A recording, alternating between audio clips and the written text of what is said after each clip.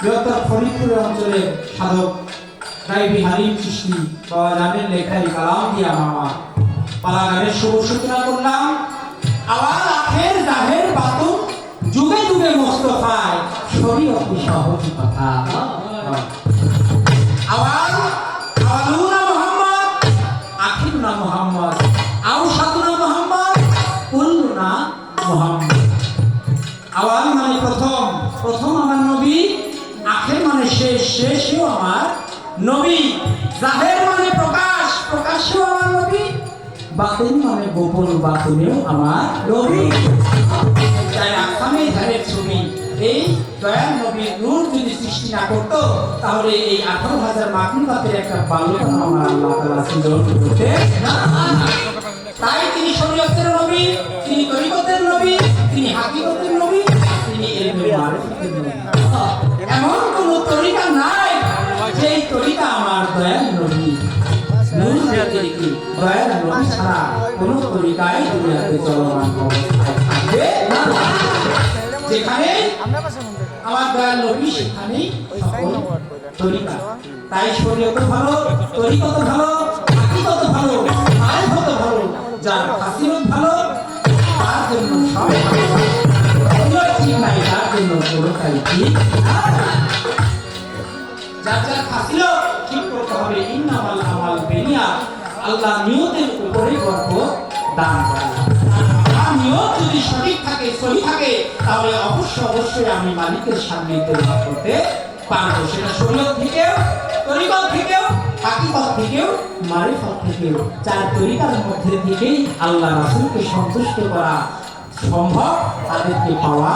সম্ভব যদি আমার ফাসিলত ঠিক থাকে এবং আমার ঈমান পরিপূর্ণ অবস্থায়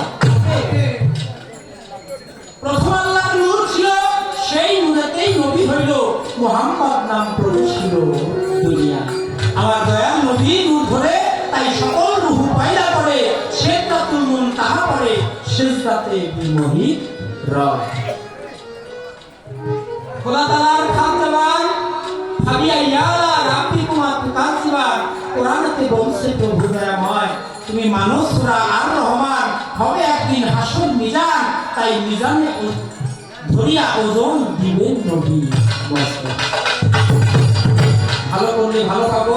খারাপ করলে খারাপ পাবো এর জন্য আল্লাহ তাআলা একটা বিচার কার্য দিবস সাজাবে সূরা আর রহমানের মধ্যে বলেছে সেই হাসর শব্দের অর্থ হচ্ছে পুনরুত্থান আমি চলে যাব চলে গেছে চলে যাবে সকল মানুষের রূহ সেদিন একত্রিত করবে কাল হাসরের ময়দানে আল্লাহ তাআলা যাররা যাররা যা সাররায় বিচার করবে যা করবে সেদিন তাই পাবে ভালো করলে ভালো পাবে খারাপ করলে খারাপ পাবে সেই বিচার কার্য দিবসের কথা আল্লাহ বলে গিয়েছে ভালো করলে ভালো কর্ম করলে শরীয়তের সংবিধান অনুযায়ী নিজেকে পরিচালিত করলে হালাল হারাম মাকরুহ মুবাহ মেনে চললে শরীয়তের সুন্নাত ফরজ নফল ওয়াজিব পালন করলে অবশ্যই আপনাকে জান্নাত শান্তি পায় আল্লাহ তাআলা আপনাকে সুবহানাল্লাহ আর যদি দুনিয়াতে